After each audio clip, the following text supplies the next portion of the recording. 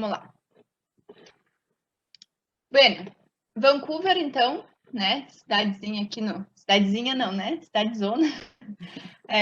No Canadá, uma das principais cidades, né? Do Canadá, portuária. Bastante adensada, tá? E ela tem algumas características particulares, né? Como, por exemplo, a área de morros que envolve e que está presente, bastante presente, na paisagem da cidade, né? De qualquer ponto que a gente está aqui na cidade, a gente consegue ver as montanhas, tá? Ela é uma região metropolitana, população estimada é mais ou menos 675 mil habitantes. Percebam que apesar dela ser uma das principais cidades, né, em questões populacionais, ela não é tão grande, né? Ela é uma cidade grande, sim, né? Mas ela não é uma cidade tão grande, por exemplo, quanto se a gente for comparar com São Paulo, que tem lá não sei quantos milhões de habitantes, né? Acho que está em 13, 14, né? Para a estimativa desse ano, tá? E ela tem uma meta que é bastante interessante, que é de ser a cidade mais verde do mundo até 2050. Né? Então, isso é uma meta do poder público da cidade. Bom, então aqui a gente tem o perímetro urbano, tá? Ela tem uma parte, uma península, né? E tem toda uma outra parte que é bem continental. A gente vai fazer aproximação, então, aqui na península e em duas áreas aqui da região continental, tá, gente? Essa aqui é a primeira área, e depois a gente tem outras duas áreas aqui de aproximação que a gente percebe uma diferença bastante grande nas tipologias, nos usos, na própria malha viária, tá? Vocês vão ver que vai ter bastante diferença entre os três, tá? Deixa eu só fazer um adendo aqui, gente, se vocês quiserem comentar qualquer coisa, dizer, fazer uma complementação, alguma coisa do tipo, abram os microfones, tá?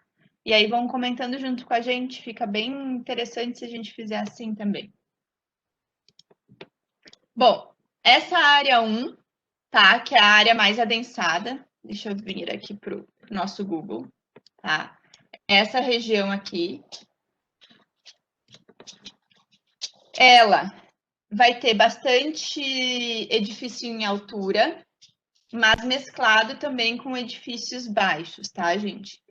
As meninas marcaram aqui pra gente os principais eixos de mobilidade da cidade, então a gente tem uma conexão bastante grande com essa parte aqui que faz a conexão da península, né, com a parte continental, e com relação também às duas pontes que a gente tem aqui, tá? Que vão fazer a conexão com a parte mais ao sul de Vancouver, né? Um traçado bastante ortogonal, né? Então a gente não tem um traçado muito orgânico.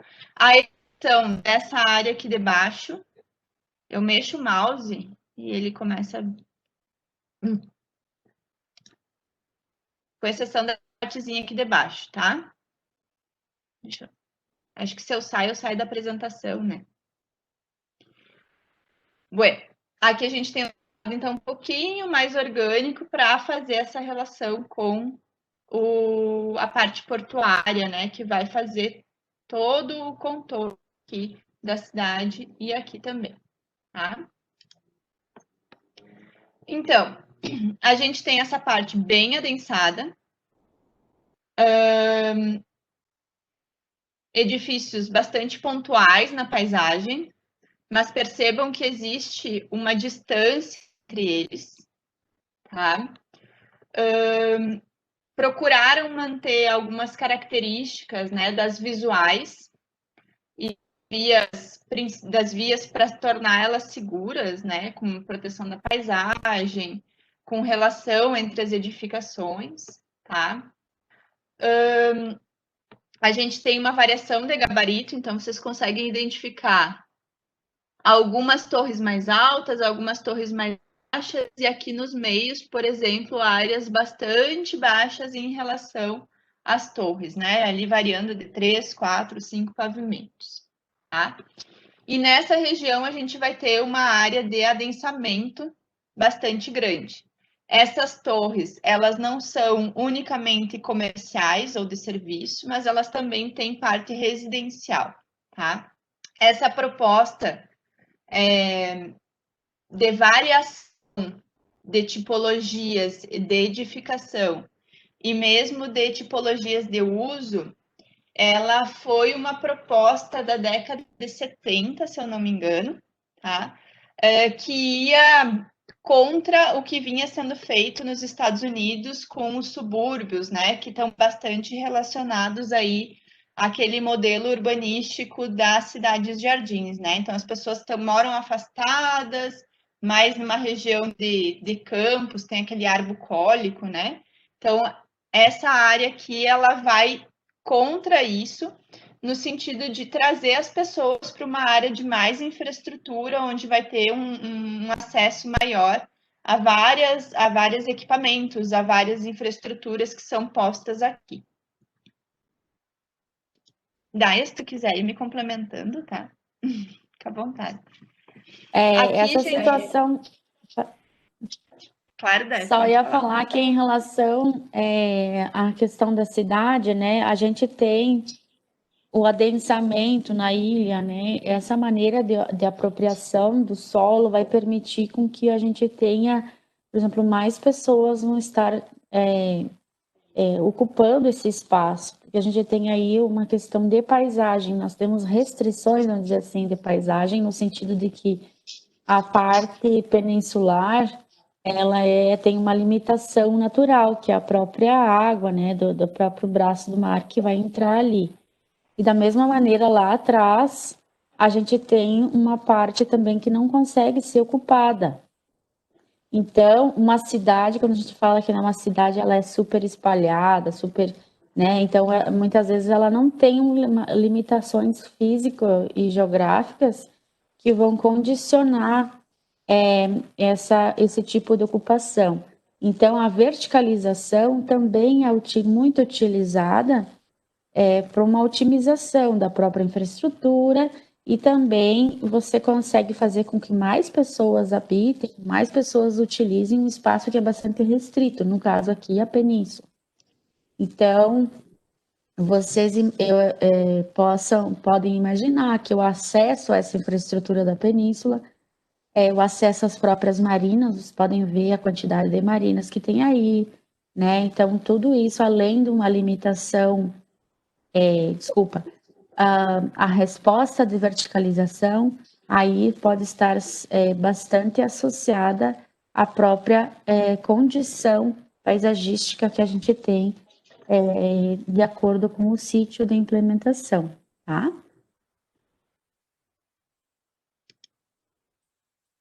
E aqui a gente tem então, numa das quadras, tá? A gente pode dar uma passeada aqui também pelo Google Earth, onde a gente vai ter a visual dessa via 1. A gente percebe aqui uma relação de calçadas largas. Percebam que a gente tem 4 pistas, tá? De rolamento para dar o escoamento dessa população. E a gente vai ter do outro lado também, né? Calçadas largas. A gente vai ter aqui, provavelmente, né, nesse espaço, áreas de comércio e serviço mais relacionados à rua, mais próximos à rua, tá? Mas uma coisa que é importante a gente saber e perceber é que mesmo na parte insular, a gente não vai ter só comércio e serviço aqui. A gente também vai ter edificações abrindo, ou se abrindo, ou tendo relação direta com a rua, tá? Então a gente vai ter vai ter intercalado momentos de comércio e serviço, momentos de residência, tá? O que vai dar um dinamismo bastante interessante, porque imaginem se vocês pegassem toda essa área da ilha e todas as vias que estão conformando essa malha aqui tivessem a necessidade ou a obrigação de ter comércio no térreo. O quanto a gente não ia ter que ter de comércio, né? Como que a cidade ia conseguir ter esses espaços, né? A gente vê quanto é difícil ter uma relação comercial bastante presente, né? Imaginem vários pequenos negócios aqui pipocados, quantos talvez não estariam fechados por muito tempo, né? Então, nesse sentido, esse plano ele é bastante interessante, porque ele faz ele intercala, né? Esses momentos de comércio com momentos de residência nessa área que é bastante adensada. E normalmente as residências elas acabam sendo também, quando elas não estão nesses edifícios altos, elas acabam sendo baixas, né? Então elas têm uma relação aí de altura diferenciada em relação aos edifícios, tá, gente? Bom, aqui a gente tem um esquema de um plano, do plano deles, né? Que são as point towers que eles chamam. O que são essas point towers? São torres que podem ser mais altas na paisagem, tá? Então elas são pontuais, em locais estratégicos, não são em todos, né? Então, por exemplo, vocês percebem que aqui nessa área do miolo a gente não vai ter point towers, tá? Então, são locais estratégicos da cidade para quê? Para que essa torre aqui não barre completamente a visual das montanhas de outros locais da cidade. Então, a gente vai ter momentos de torres mais elevadas e momentos de torres mais baixas e momentos de edificações bem baixinhas. Mas eles previram, eles planejaram essa paisagem de forma que, de algum ponto da cidade, seja eu caminhando, seja dentro da minha casa mesmo, eu tenho momentos de visual para essa paisagem das montanhas que a gente tem e que vai conformar o plano de fundo da cidade, tá? Então, percebam que a gente consegue essa visual aqui. Ah, mas daqui um pouco aqui eu não tenho essa visual. Não, mas se eu conseguir caminhar pelas vias, eu vou ter momentos de abertura onde eu vou conseguir ter essa relação visual com a paisagem das montanhas, tá? Então, é nesse sentido que esse plano está trabalhando. Não que eu tenha que garantir a visual de todos aí a todo momento.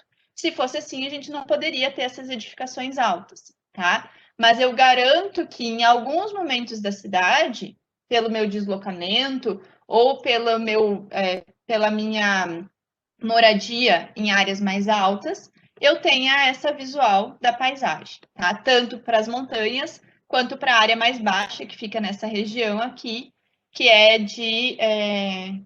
uma região mais de subúrbio no sentido norte-americano, né? Então, que é aquela região mais residencial que a gente vai ter e um pouco mais afastada dos centros comerciais. Daí, eu não sei se colocar alguma coisa. Só eu vou destacar a questão peninsular, né, em relação à própria topografia do local, né? Então, a gente não tem alterações topográficas, nada. Então, essa implantação, além de viabilizar, né, a diversidade, viabilizar, desculpe, a densidade urbana, a gente vai trabalhar também com elementos da paisagem, significativos da paisagem. Vocês gostariam só de salientar a questão do valor, né, em relação às próprias cadeias, né, de montanhas que tem ali atrás, né, cordilheira. Então, a gente entendendo talvez essa questão cultural deles e a exploração dessas visuais para essas áreas, né? Porque aqui no Brasil, por exemplo, a gente já teria uma exploração visual mais do mar, né? Mais do mar, das vistas que são mais, ou das orlas que são mais próximas da água. Então, isso tem uma questão também, tem a ver com o clima, tem a ver com outros aspectos paisagísticos, né, da implementação, do próprio sítio, né?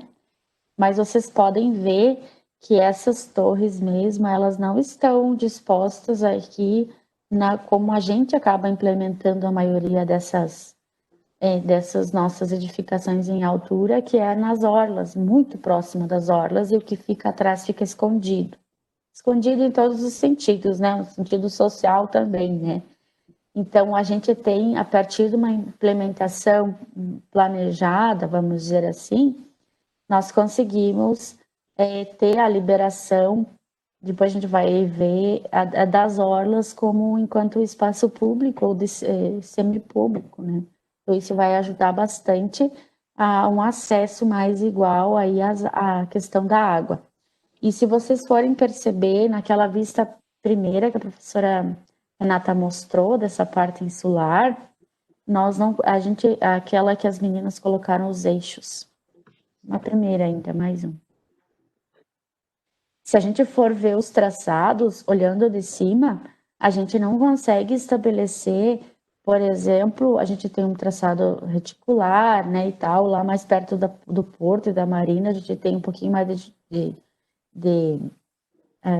o traçado, ele muda um pouco, provavelmente são edificações ligadas à própria questão do porto ali de marina, mais antiga, provavelmente perto desse estádio ali atrás, ponto de acesso à ilha mais do direito, né? Mas a gente não consegue perceber assim, a gente consegue olhar para esse tecido e a gente consegue ver que ele é um pouco mais homogêneo, né? A gente não tem um super parque ali nesse miolo, a gente não tem uma via que seja muito superior às outras, a gente tem sim uma hierarquia, mas essa morfologia, ela é, vamos dizer assim, bastante homogênea se a gente for olhar da imagem de satélite, né? Então, isso também é importante para a gente perceber essas relações espaciais. E vocês podem ver também que perto da água, geralmente a gente vai ter sempre uma via, tá? Ou uma via, ou as vias chegam perto da água. E aí isso vai fazer o quê? Vai fazer com que a gente tenha acesso de toda essa parte da cidade às orlas. Então, essa relação do público e privado, ela tem, então, bastante mantida, né? E esses eixos, vamos dizer assim, que estão colocados ali, também provavelmente atravessam nesse sentido, né? Provavelmente possibilitando o acesso às orlas e também possibilitando aquelas visuais na transversal, tanto para a cidade que fica atrás, quanto para as montanhas. E além de tudo, né, a presença da água. E acho que pegando o gancho nessa fala, né, se a gente olhar de cima, vocês vão conseguir perceber também que a gente não consegue identificar as torres mais altas, né? A gente não consegue diferenciar as torres mais altas das torres mais baixas. Olha só, aqui a gente não consegue ver, né? Em determinados locais a gente consegue ver muito nítida essa diferença, né? Então é bem interessante a gente entender essa homogeneidade que está posta aqui. Aqui só para a gente dar um passeiozinho, tá? Na região aqui, para a gente conseguir entender, ó. Então aqui a gente tem um fluxo e lá no fundo a gente tem a cordilheira, né? Então a gente tem momentos de visada dessa área. Opa, peraí que eu tô entrando nos prédios aqui. E aqui essa relação do público e do privado, que a professora Daiane estava comentando também, né? Então a gente tem vias de chegada para essa área de orla que vai ser ocupada, né? Claro, gente, quando a gente faz esses estudos de caso, a gente também tem que lembrar das condições socioeconômicas em que esse estudo está inserido, tá? A gente tem aqui uma condição socioeconômica bastante diferente do que a gente tem no Brasil, né? Onde a gente não tem uma diferença social assim tão grande quanto a gente tem aqui no país, tá? Bom, voltando para cá, a gente tem essa questão da verticalização relacionada aqui à própria edificação residencial, tá? Então, percebe que aqueles momentos que a gente tem de residência, a residência ela tem uma relação também direta com a rua, tá? E essas edificações aqui, que são as chamadas point towers, elas normalmente vão ter uma base comercial, pelo que o autor do artigo aqui do Caos Planejado comentou, né, falou lá no artigo, não existe como, por exemplo, em Balneário Camboriú, né, que a base ali, ela é basicamente estacionamento. Então, esses estacionamentos, essas áreas de inserção dos carros dentro dos edifícios, elas vão para o miolo das quadras. Então, elas não acontecem de forma direta com a rua.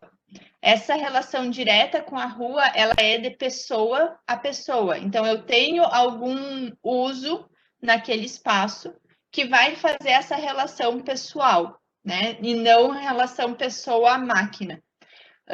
Isso garante também que a gente não tenha aqueles paredões conformados, né? Se a gente for andar por aqui, deixa eu pegar uma área mais edifícios mais altos. Acho que mais para cá.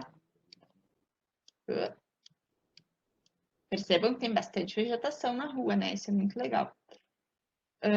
Não vai ter aqui, ó, paredões, tá? Então a gente já tem uma relação direta, ó, seja ela de residência, seja ela de comércio, seja ela de serviço. Não vai ter aqueles paredões chapados, né? Sem acesso, sem visual para as ruas, sem a gente perceber aquilo que está acontecendo na edificação, tá? E percebam soluções também com relação às declividades do terreno, né? As poucas declividades do terreno que existem, tá, gente? Então, a gente evita esse fechamento das calçadas e garante que as pessoas, ao circularem aqui, também se sintam mais incentivadas a andar a pé, né? Porque como é ruim a gente caminhar em meio a paredões, né? Então, a gente consegue priorizar também o deslocamento de pedestre e não só de veículo, tá? Uma coisa que eu gostaria de salientar é a respeito, então, dessa implementação desses edifícios altos intercalados com os edifícios baixos, tá?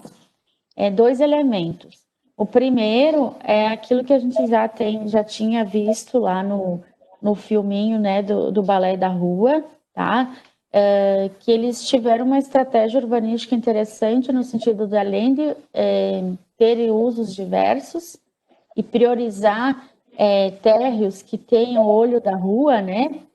Depois a gente vai falar sobre os estudos, mas tem muito a ver, então, com os estudos da Jane Jacobs e aí todos os estudos do Yangel, tá? Outro elemento, então, que eu estava falando a respeito, mesmo essa mesclagem entre altura e a maior altura e baixa altura, é que eles recuperam uma estratégia da cidade tradicional. E que é a cidade tradicional? A gente tem aí, inclusive em Erechim, né, a gente tem uma parte das características das edificações, né, de uma pré-modernista, seja mais eclética, né, ou mais, não sei se tem arte nouveau ali, mas é dessa... o anterior ao modernismo, né? Art Deco, tá? Anterior ao modernismo, onde a rua, na verdade, ela é o resultado de um corredor que é formado pelas próprias edificações. Então, eles intercalam um prédio mais alto e um mais baixo, mas no nível do pedestre, a gente forma a continuidade, ou seja, a contiguidade de uma edificação ficar ao lado da outra, a gente não tem tantas separações, espaços vazios, e a gente consegue ter o que a gente fala sobre urbanidades. A gente aumenta esse olhos, né, para a rua, e a gente vai conseguir que esse espaço público ele seja melhor desenvolvido, melhor trabalhado, tá? Então, a gente vai falar depois da cidade modernista, a gente já está introduzindo isso, mas qual é o princípio básico? É o prédio solto na quadra. Então, a gente não tem uma relação maior, mais da edificação com a rua em si. Ela vai estar afastada da rua, ou as edificações vão estar muito afastadas entre si. E aí, aquela conformação de rua-corredor ou de urbanidade no sentido de presença, ela é muito comprometida, tá? Então, o Balé da Rua, inclusive, faz, né, os desenhos e tal, vai mostrar, vai colocar os textos embaixo, quais são as sensações e quais apropriações da cidade a gente vai ter diante de um tipo de implantação dessa maneira, tá? Também a gente tem, por exemplo, nas vias mais largas, né, como acontece em Erechim, eu preciso ter muita distância de um lado da calçada até o outro, mesmo que eu tenha edificações como corredor, com baixo afastamento, eu quase que fico que um dos lados das minhas laterais fica em aberto, porque a outra parte fica muito longe. Então, também a gente perde aí, a gente perde uma noção da escala do pedestre, do sentido de visão, né, do próprio pedestre em relação a quem está na rua, ter o acesso a quem está na edificação, e quanto as vitrines, né? A mulher falava sobre a relação do pai, né, com a loja. A vitrine é a cara da loja. Então, a cara da loja, a cara da identidade da própria cidade, a relação com o cliente, né? Então, isso que falava no vídeo. Então, a gente tem aí, e a gente trouxe, né, que sobre os olhos da rua. E aí a gente tem uma publicação que vai ali na linha do Yangel, e é o desenho aqui que eu acabei inserindo agora mais a última hora no trabalho, ali nos slides. Acho que se puder pôr, Renata, nos slides agora. Isso. Não é aquela aí mesmo que estava. Ele mesmo que estava. Esse. Aqui. Isso, ó. Uhum. Eles vão falar de esfera pública. Então, eles vão colocar que o espaço público, ele não é só o espaço que vai ser limite entre os dois limites privados do espaço privado. Não é só o limite entre dois espaços privados, mas eles vão falar que tem uma zona híbrida, tá? E essa zona híbrida, ela vai pegar também o primeiro, segundo, terceiro, às vezes até o quarto pavimento das edificações. Então, a gente vai dizer que nós temos uma esfera, nem só um espaço, mas a gente tem uma esfera pública. E essa vitalidade dessa esfera pública é que vai dar a situação de uma cidade que possa ter uma urbanidade mais adequada e mais voltada aí para o uso das pessoas. Tá? Então, ele é uma bibliografia que tem uma tradução da PUC, mas ela tem bastante relação com essas ideias canadenses, tá? Então, essa retomada, vamos dizer assim, e uma negação do próprio urbanismo modernista. Então, se a gente for ver, inclusive foi um evento da PUC Rio Grande do Sul para espaços públicos, né, que foi lançado a tradução do livro, né, e todas as discussões, os palestrantes. Quem veio fazer essa palestra foi o Hans Kassenberg, que trabalha com Yangel. E a discussão realmente é da negação da cidade modernista enquanto solução urbanística, tá? Então, a gente está estudando isso também. Nós não estamos fazendo nenhum juízo de valor, no sentido desse ou aquele, mas o que a gente possa ter aí, sempre mostrar as estratégias urbanísticas que são colocadas e os questionamentos que são colocados nos próprios modelos urbanísticos que são adotados na cidade. Vocês sabem que a cidade é a construção da ruminação desses modelos. E vocês, na hora de projetar, também vão trazer esses modelos em si, que a gente está fazendo agora no estudo de caso, é que vocês estejam conscientes de quais modelos vocês estão utilizando, as estratégias que podem ser utilizadas para minimizar as problemáticas dos modelos já estabelecidos, tá? Eu só aproximei aqui, Daia, porque eu estava lendo aqui no chat, né? Conforme a gente estava mostrando aqui, o pessoal estava comentando. Não, gente, ó, nem todas as ruas são com 4 vias, tá? Aquelas ruas mais largas são justamente aquelas vias que são mais estruturadoras, que são os eixos de maior mobilidade, ou seja, que as pessoas vão sair de uma forma mais rápido e chegar ao lugar de uma forma mais rápido, né? Ou seja, utilizando o transporte individual, seja utilizando o transporte coletivo. E aí a gente vai ter ruas menores. Percebam que também tem certos problemas, como a gente tem aqui também, né? Alguns buraquinhos nas ruas e coisas mais, calçadas estreitas, né? Mas por quê? A gente vai ver mais adiante, né? Provavelmente essa via aqui é uma via de serviço, que ela vai ser utilizada para deixar os carros, para acessar garagens e para largar o lixo. Não é necessariamente uma via onde eu vou ter o acesso à edificação principal, tá? Então, podem ver que aqui a gente tem alguns pequenos acessos de garagem, ó.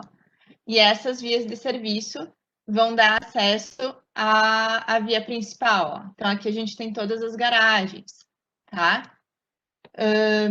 A gente vai ver mais adiante essa relação também, mas se quiser comentar uma coisa, tá? Não é uma coisa que a gente vê normalmente aqui no Brasil, tá?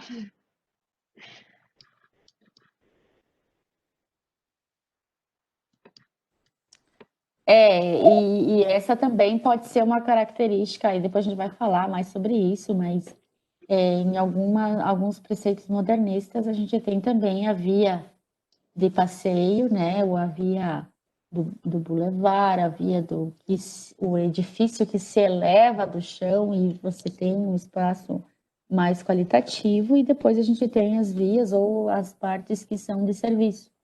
Então, mesmo que essa cidade tenha muitas características de cidade para pessoas, né?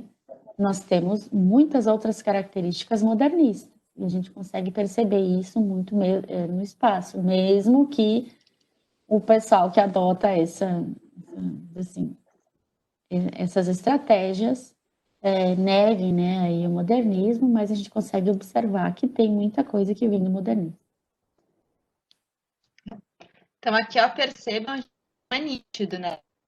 Isso aqui é um lote, tá? Ou 2, não sei, ou 3, talvez. Aqui eu tenho acesso principal. Ou seja, eu tenho aqui a minha fachada, o meu comércio. Mas o meu acesso de serviço é por essa rua de trás, essa via aqui, que vai dar acesso a esses estacionamentos, que vai fazer a coleta de lixo, né? É aqui que vai se dar esse acesso, ó. Então, via principal, beco. Via principal, beco. Digamos assim. Ah, Profs, agora eu vi que a Dani colocou ali o beco que o cara sempre apanha. Mas essas vias, tipo, para elas serem uma coisa de serviço e ter menos circulação de pedestre, elas se tornam bem mais perigosas, né? Tipo, não sei se seria a coisa ideal, tipo, isso ser mesclado a outra via, sabe? Tipo, você não ter uma área que vai ter menos gente circulando o tempo inteiro, e daí, tipo, tu vai descer do carro, vai estacionar seu carro para entrar a porta de trás da sua casa, mas enquanto você desce do carro, tranca a porta e abre a porta da tua casa, é bem mais perigoso do que se você entrasse pela frente, né? Não sei. É que a gente tem que ver o contexto social deles. Os níveis de criminalidade deles são muito diferentes dos nossos, né? Então, até eu coloquei ali para a gente rir um pouco, mas realmente, né? Naqueles filmes e tal, à noite o cara se encontra no beco, alguém está esperando, não consegue sair, etc, etc. Então, assim, pode fazer parte da cultura deles também. Para nós, a gente desce, né? Desce levar o lixo, a gente, né? O lixo fica ali na frente, a gente tem o carro de serviço, mas a gente pode, talvez, né, para a cultura deles, isso não é interessante. Então, vai ter que ter uma outra. A gente precisa entender que talvez para a cultura deles isso não é tão justificável a ponto do que eles se proponham a fazer uma via de serviço. Então, isso a gente tem aí, eles têm outra relação também com o carro, outra relação com a própria cidade. Então, como eles talvez tenham uma cidade mais segura, provavelmente, e eu não sei também, dependendo dessa legislação, se eles querem ser uma cidade verde, provavelmente eles têm as políticas de desincentivo ao uso do carro, né? Mas, apesar de que é pelos estacionamentos, a gente não vê também transporte maior, assim, né? Os ônibus, eu não vi nenhum aí, né? Ou nas fotos, mesmo no Street View e tal. Então, a gente tem que entender a cultura deles. Daqui a pouco eles têm um índice de criminalidade muito baixo, ou sistemas de vigilância diferenciados, a gente também não sabe, né? Mas, realmente, para uma realidade como a nossa, seria muito mais prejudicial, né? Provavelmente, e a gente vai ter exemplos no Brasil, tá? A gente vai ter exemplos em Goiânia, por exemplo, a gente vai falar depois sobre isso. Nós temos exemplo desse tipo de quadra, com uma via de penetração de serviço que foi implantada justamente como cidade modernista, tá? Observem aí também os passeios nessas áreas que são um pouquinho menos movimentadas, que as vias são um pouco mais locais. Vocês têm provavelmente habitação, né? Nesses térreos, não precisa ser só comércio, né? Pode ter comércio, mas é tanto comércio assim, quem é que vai comprar em tudo, né? Senão todo mundo vai estar vendendo coisa, né? Então a gente precisa ter. O comércio não funciona porque a gente vai abrir uma loja, tá? Mas observe então os passeios, a gente tem áreas ajardinadas, a gente tem também, não é uma cidade tão metropolizada, onde a gente não tem esse tipo de infraestrutura, tá? E acho que aqui também é legal a gente marcar, né, Daiane, a questão da uma faixa de serviço no passeio, né? Que não necessariamente precisa ser serviço, né? Só ter as placas informativas e tal, mas que tem também a arborização, que tem toda essa relação do verde, né? Então, apesar do passeio em si ser bastante largo, né? Da caixa do passeio ser bastante larga, a gente tem uma área pavimentada de passeio relativamente estreita e todo o restante com questão de arborização. A gente vai ter aqui a faixa de serviço para a implantação das vegetações, das placas de trânsito, né, para que a pessoa não tenha daqui um pouco uma pessoa com dificuldade visual, né? E aí, se não está bem sinalizado, se não está, vai lá e bate a cabeça numa placa, dependendo da altura da placa, enfim. Então, a gente tem todo um cuidado aqui com relação a isso. Eu acho que a rede elétrica é subterrânea, tá, Marta? Eu acredito que ela seja subterrânea, porque a gente não tem fios, né? Se vocês olharem, assim, a grande maioria das fotos, das imagens aqui, a gente não vai ter fiação, a não ser essa parte da energia que está levando, desse posteamento de energia que está levando mais, né? Mas provavelmente o que está alimentando os postes aqui, ele seja subterrâneo, tá? Esse também é um outro padrão que a gente pode ter. A gente tem não é tanto que nem aqui no Brasil, né? Que cada postezinho desse vai ser difícil fazendo o acesso via aérea, né? Aqui eu também ia comentar, gente, também puxando aquilo que a Thaís tinha comentado, né, do beco. Se a gente tivesse índices de criminalidade bastante altos, a gente não teria, por exemplo, essas escadinhas aqui, que são escadas de emergência, né? Que elas foram, provavelmente, isso aqui é um edifício antigo, que ainda não está, que não foi feito deve ter sido antes daquele grande incêndio que teve em Chicago, que daí resultou em várias legislações específicas sobre saídas de emergência, incêndios e tudo mais, né? Mas a gente não teria, por exemplo, essas escadas aqui que dão acesso direto às janelas dentro dos apartamentos, né? Então, tipo, se eu quiser, eu quebro o vidro aqui ou entro num prédio, né? Então, a gente tem uma relação bastante diferente sociocultural aqui na cidade, tá? Que provavelmente, para o caso brasileiro, na grande maioria das cidades, não vamos generalizar também, né?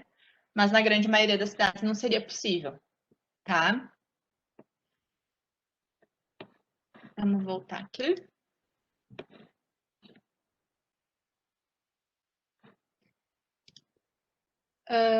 Bom, e aí a gente tem aqui algumas referências, né? A gente já também pontuou, conforme a gente foi falando, dos modelos urbanísticos que a gente tem aí e que vocês já estudaram e que a gente vai estar retomando agora, né? Então, a gente tem na área da ilha, né, uma tipologia bastante adensada, de bastante densidade, com a ideia do cidade para as pessoas, né, que a Daiane também já comentou, também com as ideias da Jacobs, dos olhos da rua, né, mas a gente percebe que isso não é em tudo, né, não é assim, eu vou aplicar em tudo isso, não. São em momentos, né? Então a gente tem a gente vai intercalando determinadas tipologias e determinados elementos de cada modelo urbanístico que a gente tem aí ao longo da história, né? Então a gente percebe, principalmente naquelas vias maiores, mais estruturadas, né? Onde a gente tem comércios mais evidentes, mais locados assim, mais um do lado do outro, né? E áreas de calçada maiores, que priorizam também o pedestre, né? Que fazem essa relação direta da edificação com a rua, né? Então, que a gente tem essas portas abertas e não aqueles... Tá? Mas a gente também vai ter, por exemplo, momentos da cidade radiante, onde a gente vai ter aquelas point towers, com áreas de bastante... com áreas não, com bastante população nessas point towers, com afastamento entre elas, né? Então a gente remete aqui à cidade radiante, produzida ou pensada por Le Corbusier. E a gente também vai ter algumas questões, por exemplo, quando a gente tem aquelas vias estruturadoras, né, que a gente pode remeter também aos bulevares do Haussmann, né? Então a gente tem essa relação desses grandes bulevares arborizados, né, lá do momento do urbanismo higienista do século XIX, né, quando as cidades estavam sofrendo com muitas mortes por conta de sujeira, lixo, né? A população começou a morar muito próxima uma da outra por conta da Revolução Industrial, né? Então a gente vai ter um adensamento muito grande, não tem infraestrutura suficiente, aí vão ter aqueles momentos lá no século XIX, 1800 e finalzinho do século, né? Quando a gente vai ter esses grandes rasgos, essas grandes aberturas nas cidades, para criar esse suporte de infraestrutura e tentar sanitizar essas cidades, né? Jogar, em vez dos dejetos serem jogados na rua, agora eles vão passar a ser jogados numa infraestrutura de esgoto, né? A gente vai ter água canalizada, enfim. Então, tudo isso. Daia, eu vi que você queria falar, não sei se você quer falar.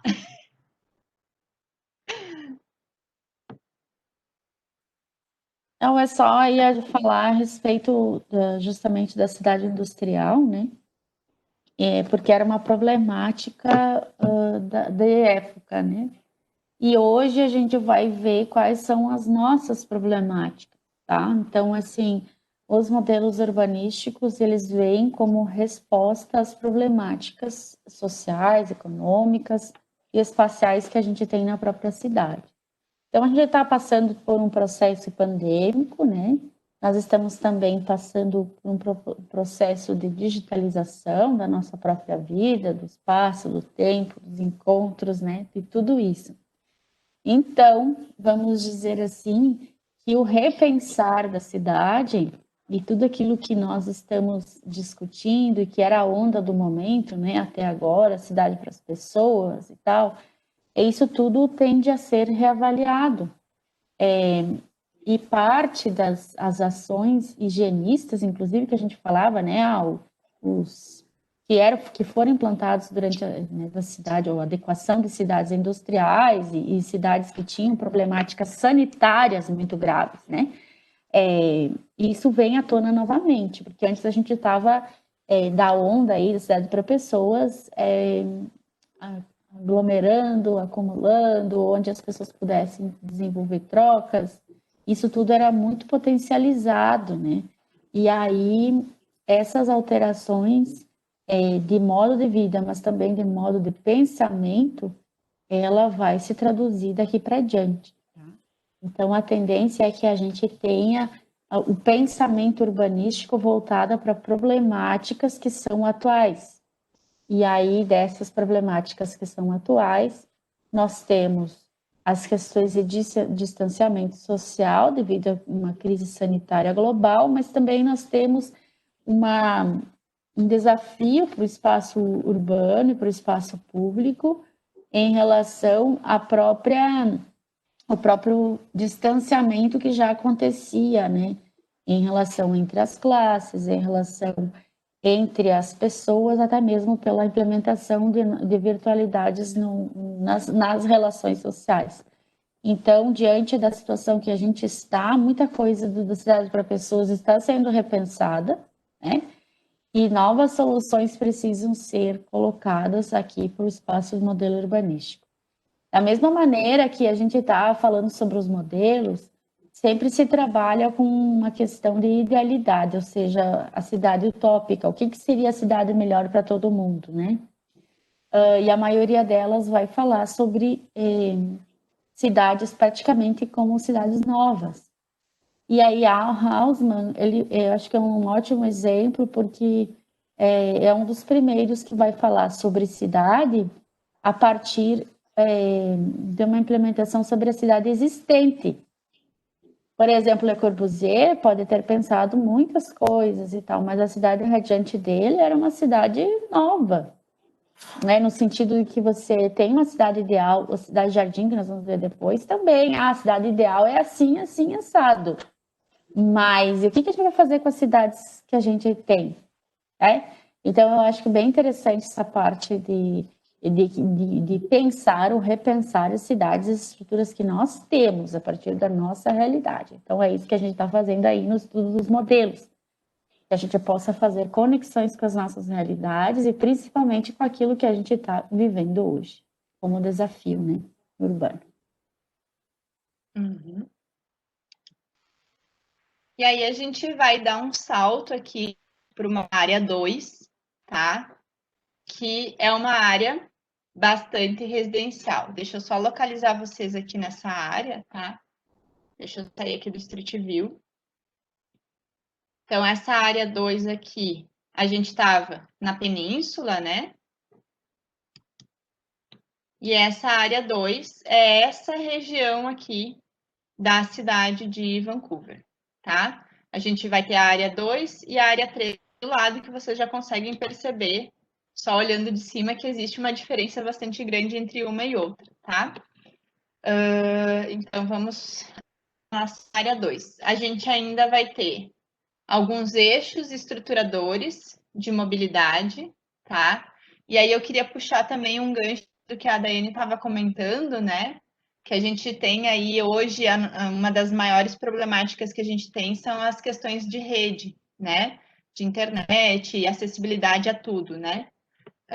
Já tem se falado em mobilidade de dados, tá, gente? Então, a gente tem que ficar bastante esperto com relação a isso, porque quando a gente fala de mobilidade, não é só a gente se deslocar, mas a informação também chegar até a gente de uma forma fácil e rápida, né?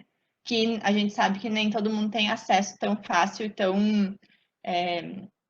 rápido às informações, às redes e tudo mais, tá? Então, aqui a gente vai ter alguns eixos estruturadores dessa área. A gente tem alguns equipamentos públicos, né? Então, escola, clubes, tá? Áreas institucionais. E aqui eu pedi para as meninas, a gente pediu para as meninas marcarem aqui alguns raios de caminhabilidade, né? É uma aproximação, né? Elas não conseguiram fazer de uma forma tão, né? Esse raio de caminhabilidade, mas percebam que a gente vai ter aqui áreas que eu vou ter que me deslocar mais para ter acesso a essa infraestrutura, por exemplo, aqui de ensino, né? Ou mesmo se eu quiser ir para uma área institucional recreativa, se eu estou nessa região da cidade e se eu não tenho nada nesse outro espaço, né? Eu vou ter que me deslocar aqui consideravelmente para chegar nessa área institucional aqui de clube, tá? Ainda se mantém uma retícula bastante ortogonal, né? Então a gente consegue perceber isso. E aí a gente vai ver pelas fotos que a gente já tem em relação à ilha, a gente já tem um decréscimo aí de verticalização, né? Então aqui a gente vai ter basicamente edificações de 2, 3 pavimentos no máximo, com predominância do uso unifamiliar, tá? Onde lá a gente tinha uma verticalização com usos multifamiliares, usos mistos, né? Aqui a gente vai perceber uma predominância de uso residencial e unifamiliar, tá? Então, e os lotes bastante aproveitados nessa região, tá? Aqui as meninas pontuaram também para gente, né?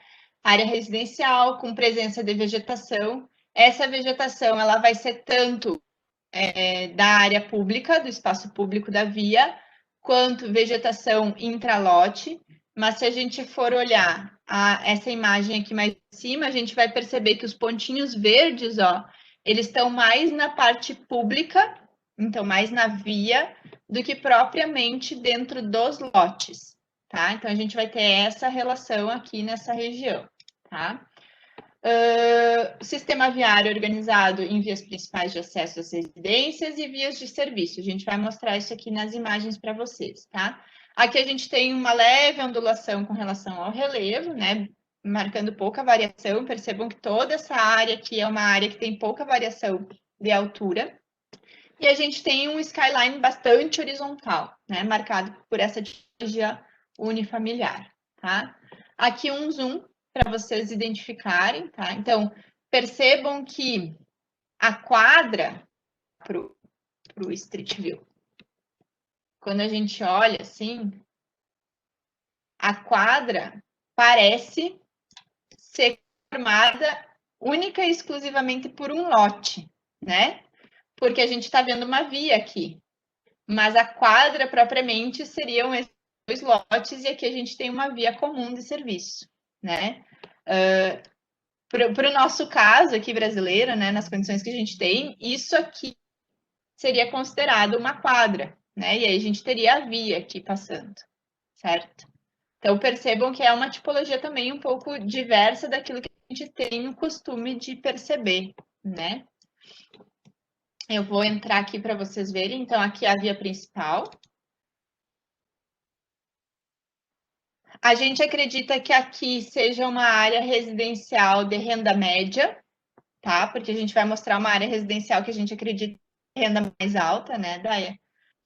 Então, a gente tem aqui lotes bastante ocupados, tá? Vocês estão vendo aqui que as residências estão grudadinhas, muito próximas umas das outras. Ainda assim, são residências bastante grandes, né? Bastante diverso daquilo que a gente tem no nosso modelo brasileiro, tá, gente? Áreas de ajardinamento bastante grandes, né? Então, essa aqui seria a via principal que a gente vai ter acesso pela porta da frente, tá? Das casas. E aí, vamos voltar aqui. Vamos pegar uma via de serviço.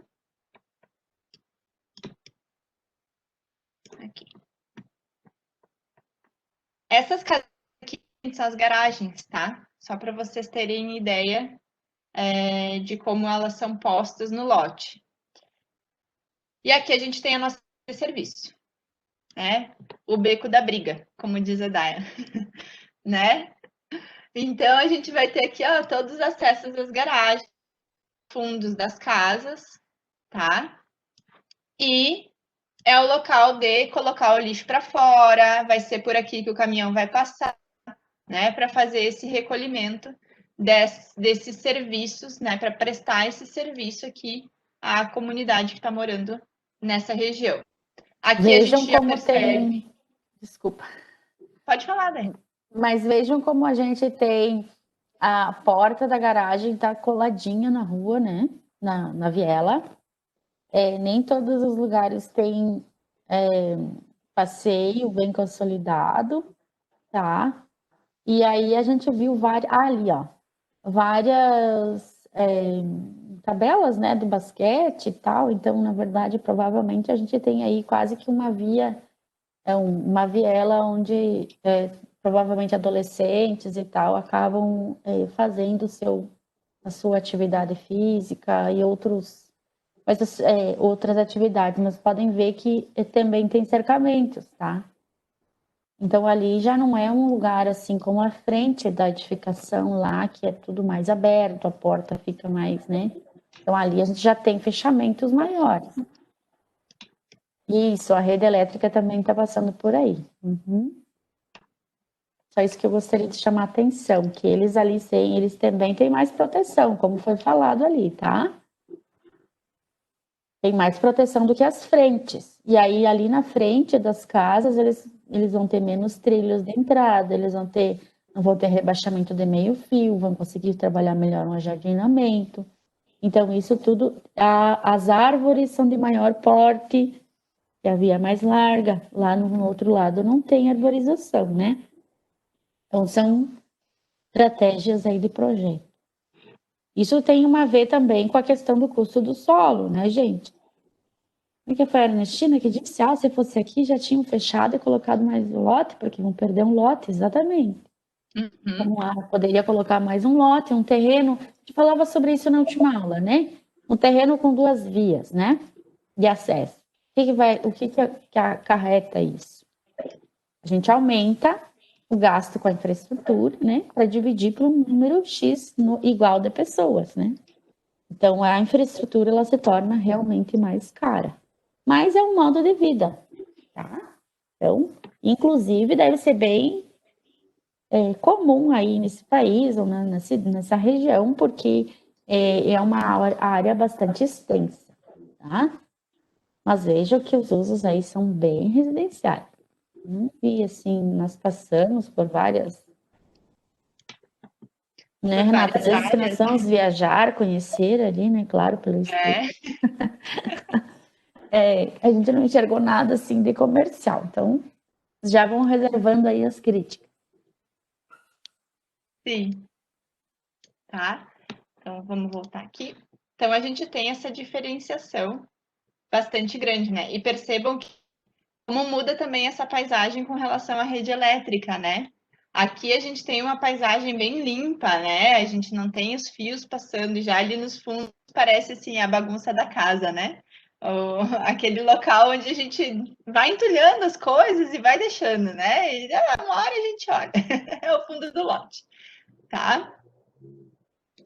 Mas ainda assim é muito bom, muito bonito. A gente tem áreas assim de cidade, nossa, que nunca vão chegar com uma estrutura dessa, nem de viela, né? Então, pessoal, eu subi como é que é o morro lá que eu subi, Renata? Agora esqueci o nome. Lá no Rio. Ah! Poxa, Daya! Ai, não é. Não, é porque a gente foi, eu fui para o Rio de Janeiro e aí eu quis, não, na verdade, o meu marido também quis muito, me convenceu de nós ir conhecer uma favela. E aí a gente se informou e tal, qual que era mais segura e tal, e a gente foi, né? E nós subimos de Kombi. E aí eu vi, assim, tão estruturado e tal, essa viela de serviço, e eu acabei me lembrando agora, né, de que subimos de Kombi e tal, mas a outra parte a gente teve que ir a pé, né, entra numa rua aqui, a outra ali, os carros descem, sobem, o pessoal raspa as Kombis se raspam os espelhos e vai embora, né? E sobe, né? Sobe bastante. Então, realidades super diferentes, mas que a gente tem uma relação como apropriação, né, do próprio espaço e a questão das infraestruturas, né? A rede de energia em todos os lugares, atravessando os pontos, escadarias. Você desce da Kombi, tem gente que vai te buscar, e daí como é que é, pede uma moral e tal. Mas tem uma moral. Então, na verdade, a gente tem alguns. Mas tem muito comércio, muita gente na rua, e tem muito mais vitalidade, né, do que a gente estivesse num lugar que às vezes é muito mais estruturado. Então, são realidades e realidades, né? Sim, com certeza. Isso me lembra um artigo bem interessante, que é a questão da urbanidade, né? O que tem mais urbanidade, um bairro residencial em Berlim ou uma favela carioca? E aí a autora faz esse comparativo, né, dessa questão da vitalidade, da vida urbana, né, dessa relação com a cidade, de estar fora, de conversar com os vizinhos, né? É bem interessante. Para tudo a gente vai ter prós e contras, né, gente? Então, vamos lá. Aqui também a gente faz algumas relações, tá? Com alguns modelos urbanísticos. Então, a gente vai ter aqui algumas ideias já que a gente consegue perceber da cidade-jardim, tá? Que vai estar relacionada aqui à presença da arborização, né? A essa relação de edificações mais baixas, de um distanciamento também do centro comercial, né? Como a gente falou ali na nossa viagem para Vancouver, a gente não conseguiu identificar muito comércio nessa região, né?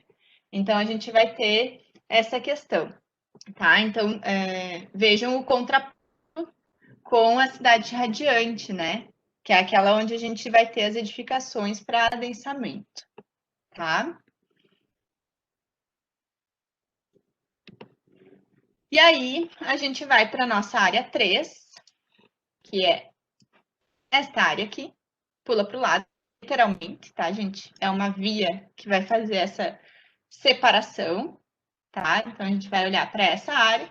O que a gente acredita ser área de mais alta renda, se comparada com essa área lateral aqui, também pelo tamanho dos lotes, tipologia, né? Que a gente já não vê piscina. Aqui, praticamente todas as casas têm uma piscina ali para fazer o seu lazer muscular, digamos assim, né? Então, a gente vem Só para olhando de cima, a gente já consegue, na morfologia, já consegue ter uma diferenciação. A gente tem um traçado super racional, né? Malha xadrez, conectividade, etc, etc.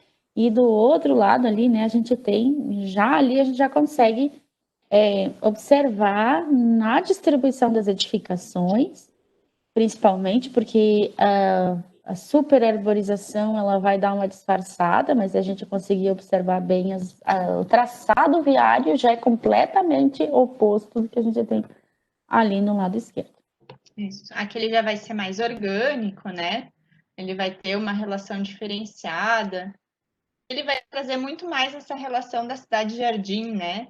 E vai ter também a questão aqui da marcação dos acessos, né? Seja por arborização, seja por um portal, alguma coisa do tipo, mas a gente tem uma marcação, uma preparação para chegar num lugar, né? Que vocês vão ver ali nos textos do livro de Formas Urbanas, né? Que a cidade-jardim ela tem essa preparação, né? Ela marca esses acessos, ela diz, você está chegando numa residencial, né? Ela vai trazer toda essa característica da região para cá, tá? Assim, a gente vai ter eixos estruturadores, tá? Que vão fazer a conexão com a malha e com as outras áreas existentes, e percebam como isso aqui é uma ilha em relação aos outros parcelamentos, né? Então, a gente tem uma região bastante diferenciada aqui nessa área central. Algumas praças e um ou dois usos institucionais aqui nessa região, tá?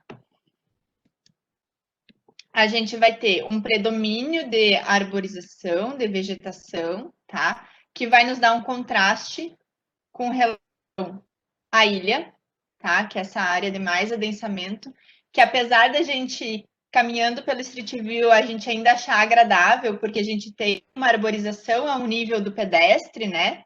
Mas a gente, olhando num voo de pássaro, a gente vê esse contraste de uma área bastante vegetada, baixa densidade, baixa altura, tá? Lotes grandes. Comparem, por exemplo, esses lotes com esses lotes, né? Quando a gente faz uma aproximação aqui, ó, a gente percebe que a gente tem um lote muito maior do que o que a gente tem aqui exatamente do lado, tá? Então, isso vai nos caracterizar também com uma densidade mais baixa. Predomínio residencial aqui também, tá? A gente vai ter uma grande quantidade de áreas livres de edificação, tá? Isso não quer dizer pública necessariamente, tá?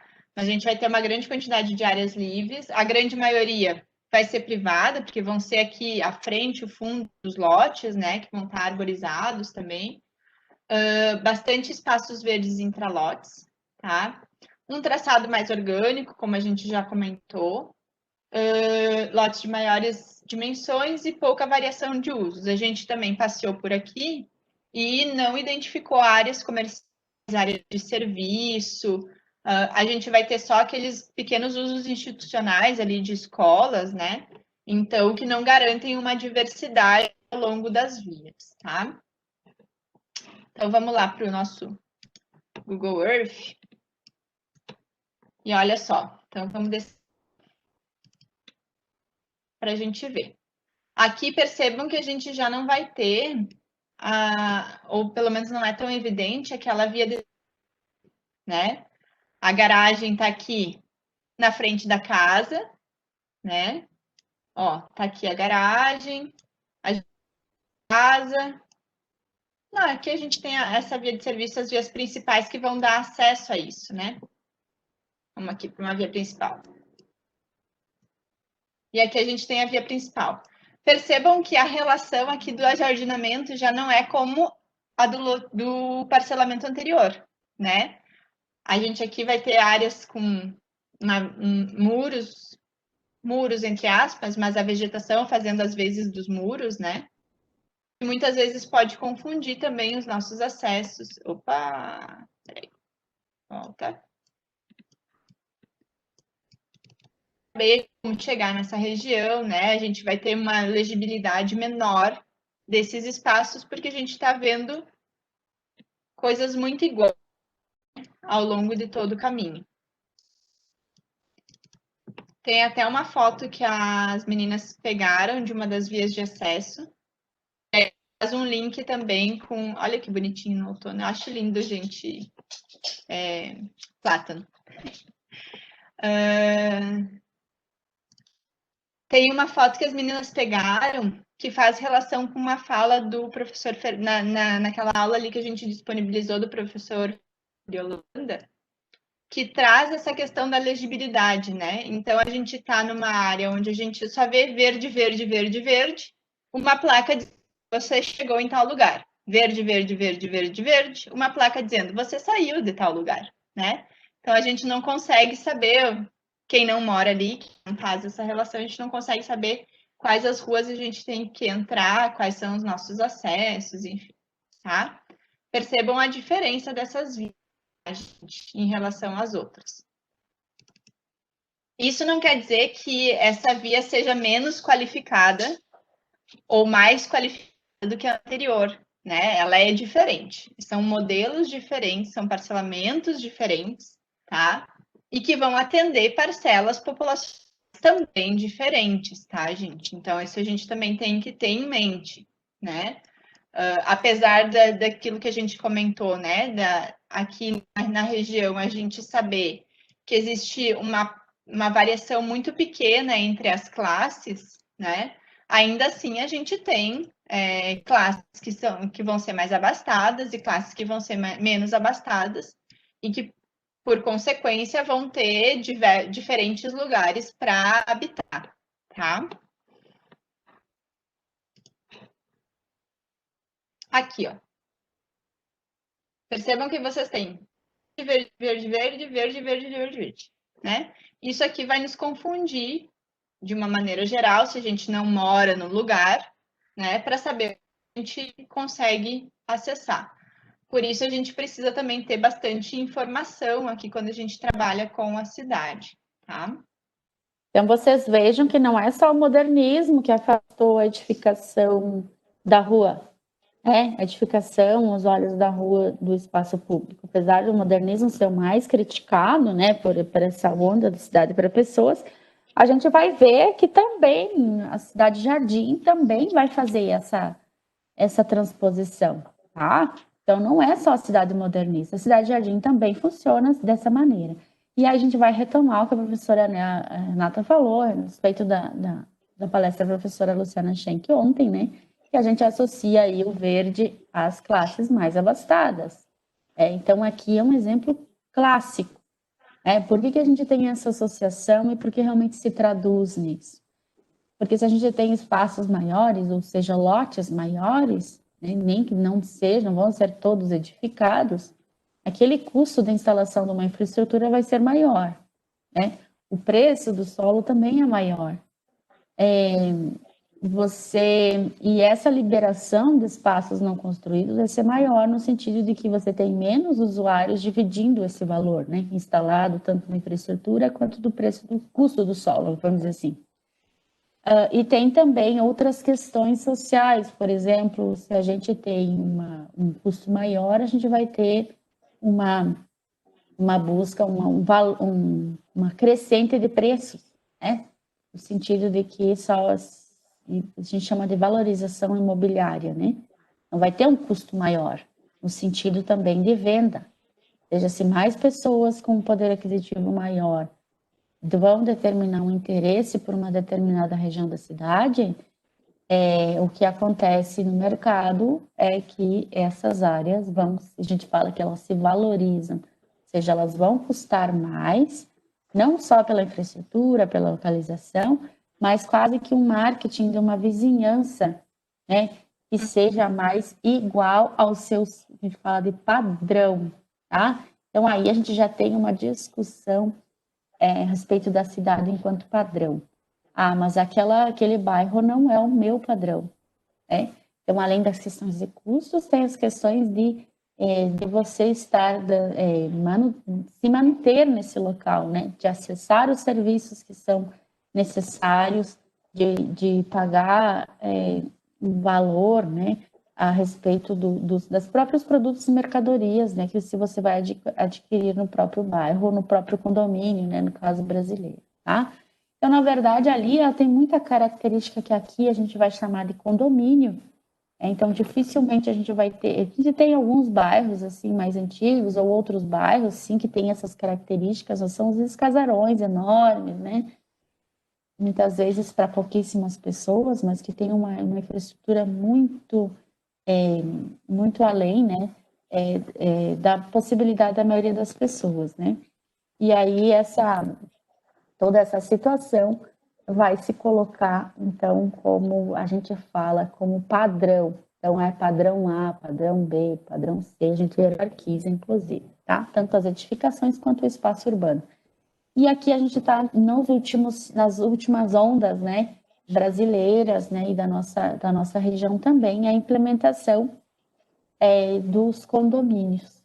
Ou seja, se não são condomínios, nesse caso aqui não é condomínio, porque ele é fechado, então as ruas continuam públicas, mas a gente tem, então, uma conformação diferenciada nesse sentido.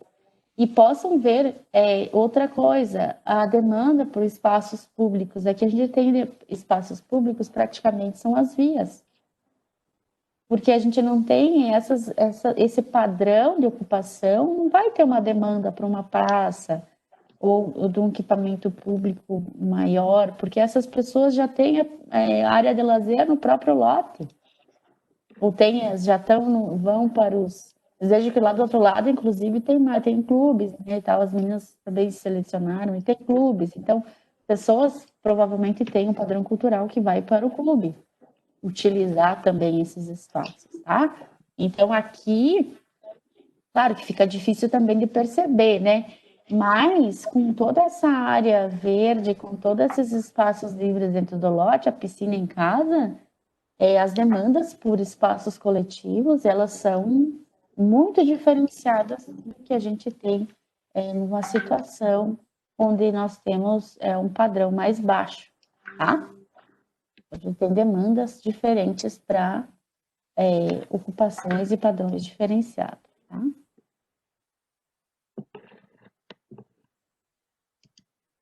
Agora eu me lembrei, eu fui no Vidigal. Ah, É o Vidigal. sim. E aí a gente faz essa relação também com o modelo da cidade jardim, né? Onde a gente vai ter a área residencial afastada dos centros comerciais e de serviço, né? Ou com pequenas relações comerciais nessas áreas, né? Em alguns momentos. No caso ali, a gente tem basicamente um afastamento da área residencial para a área central da cidade, onde a gente vai ter comércio e serviço, né? E uma parte que está remetendo a essas áreas verdes, esses cinturões que aconteceriam ao entorno desses pequenos aglomerados aqui que eram trazidos pelo Ebenezer Howard. Eu sempre me atrapalho de falar o nome dele. E aí, então, a gente tem essa questão de trazer a ideia do bucólico, né? Do estar afastado, aquela sensação do estou num paraíso, né? Minha casa é meu paraíso, então tem toda essa relação. E também de comunidade, né? De eu estar em uma comunidade, né? Aquilo que a Daiane também comentou, de eu estar no meu padrão, nos meus iguais, então eu tenho toda essa relação em volta, tá? A gente pode fazer relação com a cidade de Jardins, né? A partir dessas grandes áreas verdes, os lotes maiores, né? E é isso que a gente tem aqui para pontuar. Daia, tu lembra de mais alguma coisa para a gente comentar? Sim. Vocês observem, tá? Que essa cidade, mesmo que ela tenha aí um planejamento, né, até 2050, ser a cidade mais verde do mundo, é isso, Renata? Acho que é isso, né? Isso. A gente tem, né, todo um trabalho, principalmente na parte peninsular, de cidade para pessoas, dessa relação com a paisagem, de uma própria modernização, né, vamos dizer assim, com os prédios em altura. Tem características e tem também um discurso de sustentabilidade bastante forte, né? Mas o que a gente pode observar é que a gente tem muitos elementos de cidade modernista colocadas nesse lugar, né? Então, além da cidade jardim e tal, mas o que a gente quer chamar a atenção para vocês é realmente aquilo que a gente chama de zoneamento, né? Aqui é área residencial. Aqui é área residencial padrão tal, aqui é área residencial padrão tal, e aqui é o centro, ou aqui é a área comercial, mesmo que ela seja mista, mas ela tem uma característica predominante. Aquelas vias, inclusive a via que vai fazer a transição entre as duas áreas residenciais, elas vão também ser limitantes, ela não tem uma característica aí de cidade para pessoas. Vocês podem ver que provavelmente a cidade ela tem adotado uma área para ser a área, vamos dizer assim, de divulgação, né? Área de divulgação da cidade.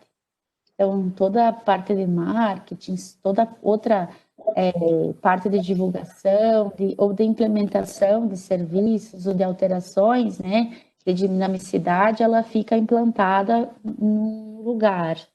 E o resto da cidade a gente tem aí conformações super tradicionais.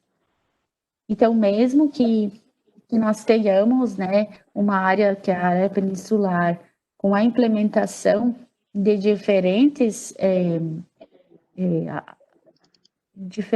iniciativas voltadas para a cidade, para pessoas, nós temos o restante da cidade ainda muito conformado por modelos urbanísticos tradicionais e mais antigos. Então, vocês vejam que numa cidade onde a gente já tem, assim, menores diferenças econômicas, desigualdades econômicas, as problemáticas ambientais, pelo menos a gente já não tem, assim, visível, pelo menos, na cidade, aqueles conflitos que nós temos nas nossas, né, a respeito de áreas periféricas, áreas de degradação ambiental, ou seja, rios, lixões, todos aqueles espaços degradados que nós temos também muito nas nossas cidades, a gente pelo menos não consegue ver, mas a implementação de ideias novas podem ser colocadas muitas vezes em alguns lugares só da cidade. Então, vai ser difícil a gente ter amostras de cidades onde a gente consegue uma implementação de ideias novas em largas escalas. Tá? Então, o que eu gostaria de chamar a atenção, que mesmo que no Canadá eles têm aí as intenções de sustentabilidade, de energia limpa, de uso, né, dos sistemas cicloviários, de várias coisas de marketing social e espacial, eles também não conseguem implementar todas essas ações em todos os lugares. É ainda muito forte o zoneamento, né, o zoneamento mais rígido, né? A gente pode perceber claramente, então, nessas diferenças da parte peninsular e da parte, então, que seja residencial. A cidade modernista, ela é pensada com zoneamento bastante rígido, realmente, em relação àquilo que é o lugar, a máquina de morar, né? Onde você vai morar, onde você vai trabalhar, e onde você vai estudar, e aonde você vai desenvolver, então, as suas atividades recreativas e de lazer.